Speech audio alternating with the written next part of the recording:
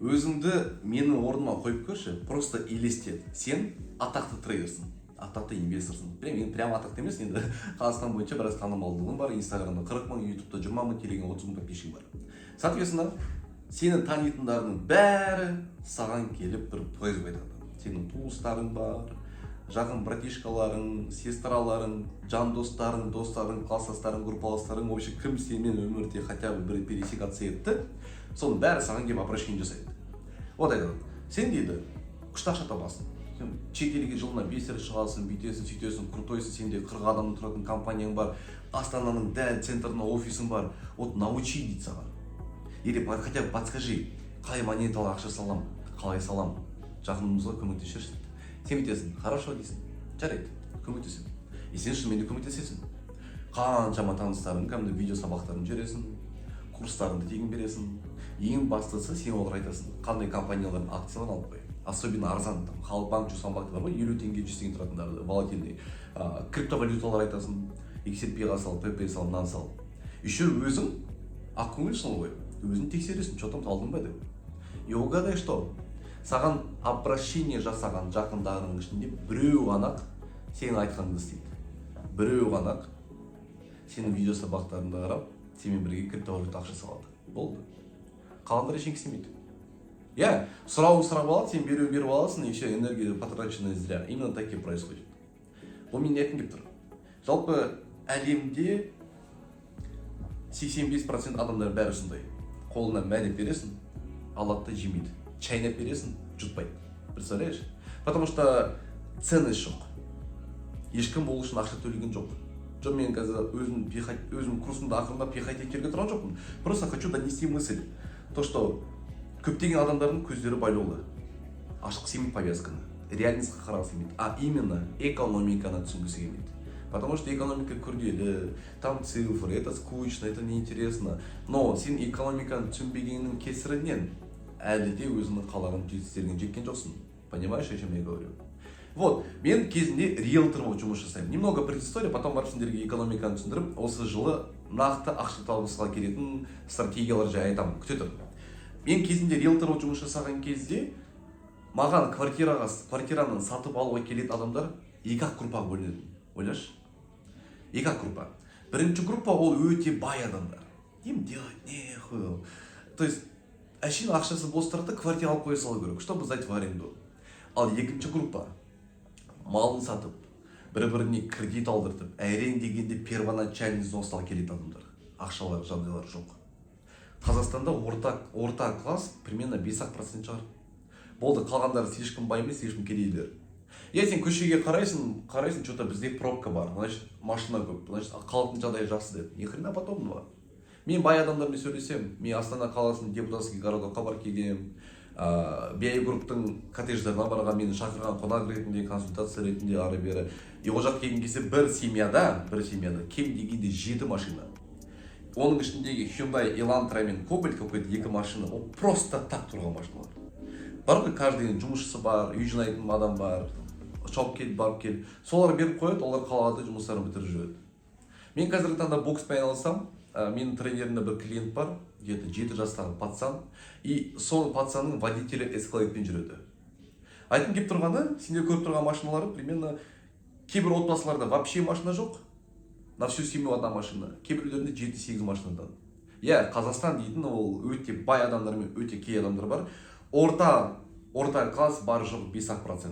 Егер сенде ипотекаң бар болса, егер де көтасында көлігің болса, егер сен тапқан табысың өзің жетіп жатса, құттықтаймын, сен орта классқа кіріпсің.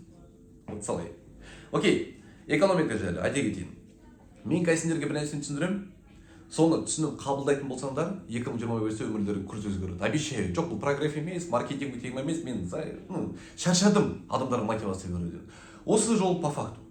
Просто по факту. Менің қолымнан келеді, мен өз дәрежемді дәлелдедім. Қаншама инстаграмда, телеграм стористарда сигнал бердім, ақша табу схемалар көрсеттім, стейкинг, ары бері. Вот, кто воспользовался, тот заработал, кто нет, сами виноваты. Окей. Бұл жерде экономиканың базасын, яғни цикличность жайлы айтатын боламын. Экономиканың түсінігінің арқасында сен қаражат қалай жұмыс жасайды, және қалай сен тез арада қалаған нәтижеге жете аласың, сол жайлы айтып кетемін. Так что видеоны до конца қара, ең бастысы мұқият тыңдап отыр. Бізде барлығы бір қалыпта болмайды. То есть экономический цикличность это волнистость. То есть бәрі жақсы, бәрі жаман, бәрі жақсы, бәрі жаман. То есть экономика всегда солай жүреді. Не только экономикада, любой жерде солай. Тіпті біздің өмірімізде там карьерный рост болсын, тағы да басқа болсын, там жақсы жаман болып біз өсеміз. И вот 2020 жылы бізде дно экономика болады. Ол кезде коронавирус, ковид, международный экспортный экономика тоқтап қалады, резко все утихает, бәрі құлайды. Потом адамдар, мы же, умеем же вовремя включаться. Біз онлайн салаға секіріп кетеміз. Ол кезде тамақ заказ беру үйге, киім заказ беру, Zoom арқылы онлайн жұмыс жасау тағы да басқа. То есть мы восстанавливаемся.